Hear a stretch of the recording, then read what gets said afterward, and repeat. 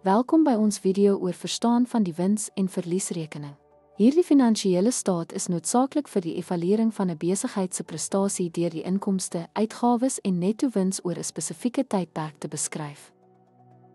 Die wins- en verliesrekening teken totale inkomste verdien en uitgawes aangegaan gedurende die rekeningkundige periode aan.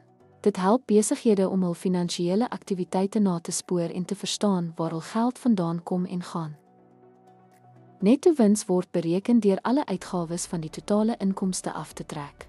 Hierdie syfer dui aan of 'n besigheid wins maak of verlies ly, wat 'n duidelike beeld van finansiële gesondheid bied.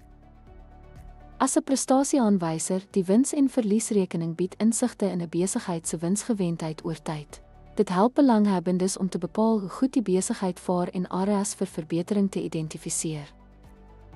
Ten slotte, die wins- en verliesrekening is noodsaaklik vir die beoordeling van finansiële gesondheid en die leiding van strategiese besluite. Begrip van hierdie stelling kan besighede help om effektief te beplan vir verbetering of uitbreiding. Dankie dat jy gekyk het.